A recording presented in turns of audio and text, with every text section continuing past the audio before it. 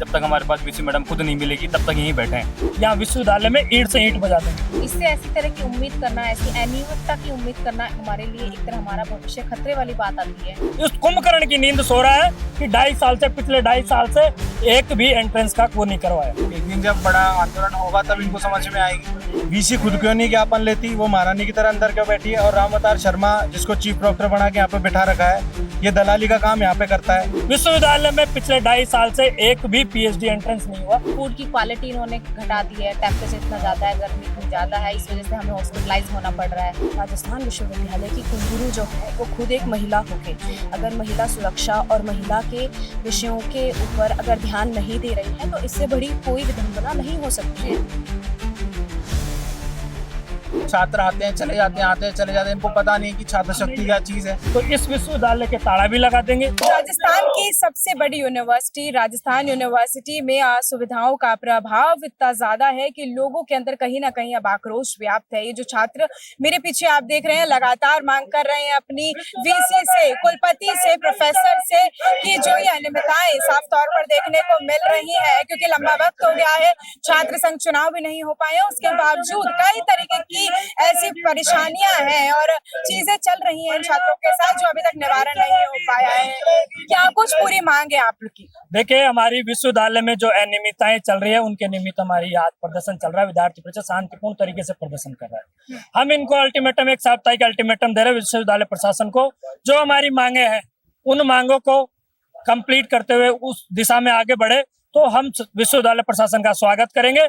नहीं तो अगर हमारी मांगे जो मुख्य रूप से महिला छात्रावासों में जो अनियमितताएं हैं, फूड पॉइजनिंग की जैसी समस्याएं आ रही है, उनके हेल्थ से रिलेटेड इशू आ रहे हैं, भोजन की क्वालिटी खराब होने के कारण, वहाँ फीस की बढ़ोतरी, जो मिनिमम फीस थी, गाँव से गरीब बहनें पढ़ने आती है उनकी फीस मिनिमम जो फीस उनकी 840 रुपए थी उसको बढ़ाकर डायरेक्ट 1800 रुपए कर दी। पुरुष छात्रावास है उसके अंदर वो फीस 15 डेज की मिनिमम ली जाती है कि अगर कोई भोजन नहीं कर रहा है तो उसकी 15 डेज, लेकिन उसको बढ़ाकर वो कर दिया।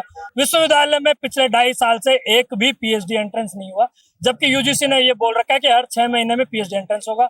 उसकी जो बेचारा इतनी मेहनत करके जयपुर में इतने पैसे खर्च करके गरीब छात्र पढ़ता है, विद्यार्थी आकर वो पास करता है, नेट क्वालिफाई होता है, जेआरएफ करता है, पीएचडी क्वालिफाई करता है, उसका जब 1 साल में अगर पीएचडी नहीं होती है, विश्वविद्यालय नहीं लेता है तो उसका वो 1 साल की मेहनत मिट्टी में मिल जाती है। लेकिन ये विश्वविद्यालय प्रशासन इस कुंभकर्ण की नींद सो रहा है कि पिछले 2.5 साल से एक भी एंट्रेंस का वो नहीं करवाया, बल्कि हर 6 महीने में वो एंट्रेंस होना चाहिए और पीएचडी करने वाले विद्यार्थियों को जो उच्च शिक्षा में जाना चाहते हैं वो विद्यार्थी एडमिशन ले। रिसर्च बोर्ड की मीटिंग ये विश्वविद्यालय प्रशासन बहुत दिनों से नहीं कराया, लेकिन अभी पिछले कुछ दिनों 2-3 दिन पहले इन्होंने लेटर निकाला है कि रिसर्च बोर्ड की मीटिंग करवाएंगे। लेकिन हमारी मांग है कि रिसर्च बोर्ड की मीटिंग भी नियमित होनी चाहिए। यहाँ पढ़ने वाले शोधार्थियों के, विद्यार्थियों के पिछले 2 साल से टर्नेटिंग सॉफ्टवेयर नहीं चल रहा है। उसमें आप देखिए विद्यार्थी यहाँ से बाहर जाकर MNIT प्रतिष्ठित कॉलेजों में, यूनिवर्सिटी में जाकर लाखों रुपए देकर वो अपने थीसिस का वो कर रहा है। ऐसे स्थिति में आप क्या सोचोगे? राजस्थान यूनिवर्सिटी एक बहुत बड़ी यूनिवर्सिटी है और राजस्थान की एक बहुत ही फेमस प्रतिष्ठित यूनिवर्सिटी, और इस तरीके की चीजें होना कहीं ना कहीं गंभीर सवाल भी खड़े करते हैं। हाँ जी बिल्कुल, राजस्थान विश्वविद्यालय पूरे राजस्थान का सबसे प्रतिष्ठित तथा A+ नेक की यूनिवर्सिटी है। इससे ऐसी तरह की उम्मीद करना, ऐसी अनियमितता की उम्मीद करना हमारे लिए एक तरह हमारा भविष्य खतरे वाली बात आती है।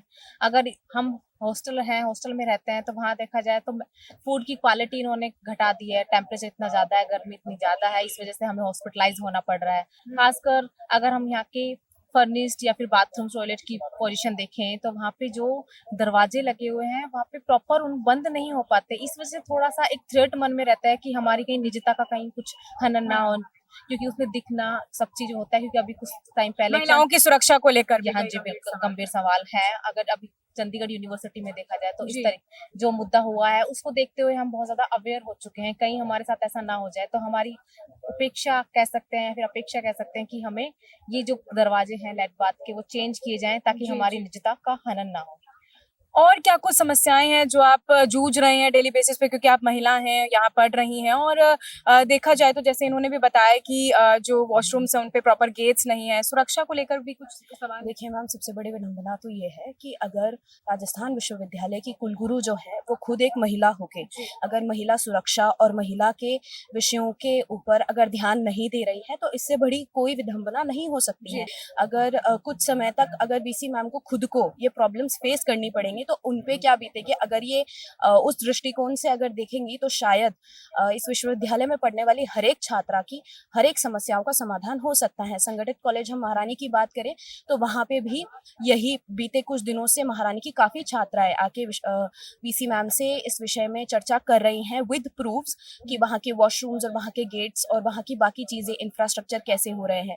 अगर सुरक्षा की बात करें तो महारानी कॉलेज में बार बार सुरक्षा का विषय उठता आया है, राजस्थान विश्वविद्यालय में भी, और विश्वविद्यालय के परिसर के अंदर उसके अलावा जो छात्रावास है उनके सिक्योरिटी के विषय में भी काफी बार समस्याएं आई हैं। हाँ, हम देखते हैं पीछे जितने दिन बीते हैं उनमें वीसी मैम ने बहुत इनिशिएटिव्स लिए हैं, बट स्टिल अभी भी काफी कुछ होना जरूरी है। Still we face the problem, so at the end of the day we can say that still we are facing a lot of problems and still we need a lot of support from her side, because we expect that she is the first woman vice chancellor of this university, and if she is the first woman vice chancellor then she needs to hear us, and because we are a very good representative of the female, we are a very good representative of the students over here. आप देखिए, ये food poisoning महिला छात्रावास में खाने से food poisoning की report है। ये रिपोर्ट देखिए, स्टूडेंटों की हेल्थ से रिलेटेड, गर्ल्स में आप भी जानते हो उनमें बीमारियां, अगर हेल्थ भोजन अच्छा नहीं मिलेगा कितनी तरह की बीमारियां हो सकती है। ये फूड पॉइजनिंग की ऐसी एक रिपोर्ट नहीं है, अनेक रिपोर्ट है, उनके हेल्थ से रिलेटेड कई इशू हो रहे हैं। ये मार्कशीट है, अभी रिजल्ट आया है, उस मार्कशीट में आप देखिए बच्चा पेपर दे के आया तो भी एब्सेंट आ गए।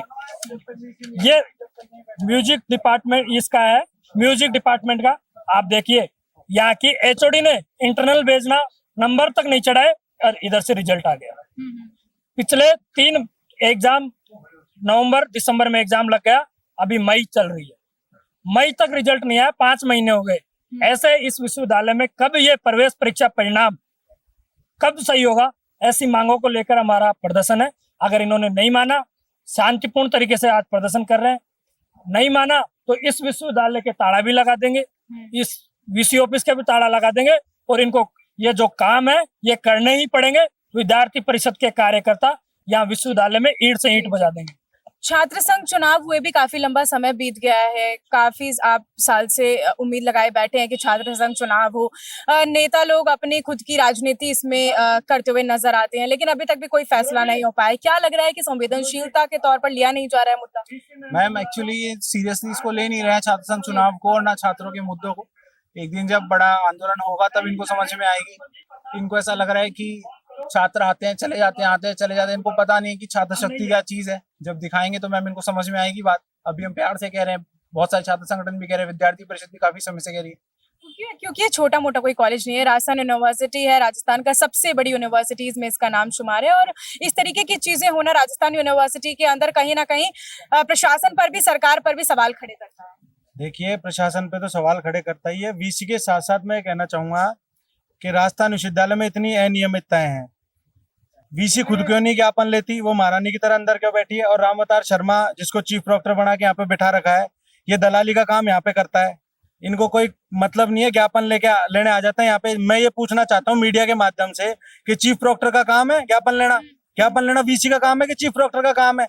ये लोग यहाँ पे दलाली करते हैं वीसी के आड़ में, वीसी के संरक्षण में। ये लोग यहाँ पे सारा जो काली बाजारी है इन लोगों के माध्यम से होती है। तो मैं ये कहना चाहता हूँ कि वीसी को खुद आगे आना चाहिए, ज्ञापन लेना चाहिए, हमारी मांगे सुननी चाहिए, और नहीं सुनती है तो विद्यार्थी परिषद उग्र आंदोलन करेगा, और ऐसे दलालों का हमेशा खंडन करती रही है और आगे भी करती रहेगी विद्यार्थी परिषद। अगर अभी भी नहीं सुना जाता है आप लोगों का मुद्दा, तो आगे क्या कुछ आपकी रणनीति रहेगी, किस तरीके से आप चेतावनी? देखिए, हमारा देह वाक्य रहे ज्ञानशील एकता, हम सहनशीलता भी हमारे अंदर लेके चलते हैं, तो हमारे अंदर उतनी ही उग्रता भी है कि यदि हमारी सहनशीलता के साथ, विनम्रता के साथ बात नहीं सुनी गई तो हम उग्र आंदोलन करने के लिए भी समर्थ हैं, और स्पष्ट रूप से कहना चाहते हैं करेंगे भी। किस तरीके से देख रहे हैं कि अब जो निवारण है इन परेशानियों का हो पाएगा, नहीं हो पाएगा, क्या कुछ चेतावनी जो आपने दी? नहीं, निवारण तो करना पड़ेगा विश्वविद्यालय को। अगर निवारण नहीं होगा तो आने वाले समय में, जैसे सभी कार्यकर्ताओं ने बताया भी है, कार्यकर्ताओं की भी मांग है, विद्यार्थी वर्ग की भी मांग है कि राजस्थान विश्वविद्यालय सुनिश्चित रूप से चलना चाहिए।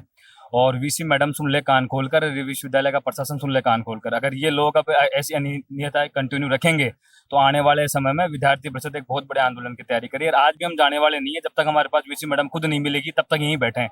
ये जो सरकार, ये जो इनके 4-5 लोग डेलीगेशन बना के हर बार ये लोग आके ज्ञापन लेते हैं, तो ये ऐसी परिपाटी को हम बंद करेंगे। आज वीसी मैडम को स्वयं को यहाँ आना पड़ेगा। कैंटीन के खाने को लेकर भी कई बार मुद्दा उठा है, चाहे फिर वो महिला सुरक्षा हो, कई ऐसे मुद्दे हैं जो कि काफी संवेदनशीलता भी रखते हैं और काफी ज्यादा महत्वपूर्ण मुद्दे भी हैं। इस तरीके की जब चीजें होती हैं तो कई गंभीर सवाल भी खड़े होते हैं, नहीं लगता? जी मैम, ये लगातार आप देखे जा रहे हैं, जैसे हॉस्टलों में खाने को लेकर बहुत सारी समस्याएं आती है। आज फूड पॉइजनिंग हो रही है, महिला छात्राओं से फूड पॉइजनिंग जैसी समस्याओं का समाधान नहीं है विश्वविद्यालय के पास। विश्वविद्यालय किसी प्रकार से सक्षम नहीं है इस विश्वविद्यालय को सुचारू रूप से चलाने में। आज आप देख रहे हो कि लगातार छतें गिर रही हैं, पानी की टंकी की हालत आप देखोगे तो मेन गेट पे घुसते जहां आम छात्र आता है, कोई भी हर कोई आके वहां पानी पी सकता है। उस टंकी की यह हालत है कि उसमें आप मिट्टी आ रही है, सिर्फ मिट्टी दिखती है उसके अंदर। गंदला पानी है, बिल्कुल बहुत बुरा पानी है, उसमें कोई सफाई नहीं है। तो हम विश्वविद्यालय प्रशासन से यही मांग करते हैं कि विश्वविद्यालय की हालत खराब ना करें, इसको सुचारू रूप से चालू करें। और वीसी से भी हम यही मांग करते हैं। अब क्या लगता है कि छात्र संघ चुनाव हो पाएंगे, क्योंकि लंबा समय जो है बीत गया है? देखिए, छात्र संघ चुनाव राजस्थान का बड़ा विषय है और विद्यार्थी परिषद लगातार मांग कर रही है। हम इस बार भी मांग करेंगे कि छात्र संघ चुनाव समाज में के विभिन्न क्षेत्रों में नेतृत्व प्रदान करने का विषय है। ऐसा नहीं कि छात्र संघ से निकले हुए विद्यार्थी सभी राजनीति में जाते हैं। अभी महारानी महाविद्यालय की एक बहन थी जो आरएस अधिकारी बनी है, इसलिए सरकार को छात्र संघ चुनाव से नहीं घबराना चाहिए। छात्र संघ चुनाव की तरफ आगे बढ़ते हुए जो सरकार ने विद्यार्थियों से वादा किया तो सरकार को पूरा करना चाहिए। तो ये कुछ छात्र थे और कुछ एबीवीपी के कार्यकर्ता भी थे जो लगातार मांग उठा रहे हैं कि राजस्थान यूनिवर्सिटी में जो अनियमितताएं पाई जा रही हैं लगातार, वो जल्द से जल्द उनका निवारण हो सके। हालांकि अभी जो वीसी है उनसे कोई बातचीत नहीं हो पाई है, लेकिन जल्द ही इनको उम्मीद है कि इस पर कोई फैसला होगा। अब देखने वाली बात होगी कि किस तरीके से जो चीजें हैं उनका सोल्यूशन निकल पाता है, किस तरीके से बातचीत की जाती है, वो आपको लगातार अपडेट देते रहेंगे। मैं आपके साथ प्रिया बंसल, अपडेट इंडिया, जय।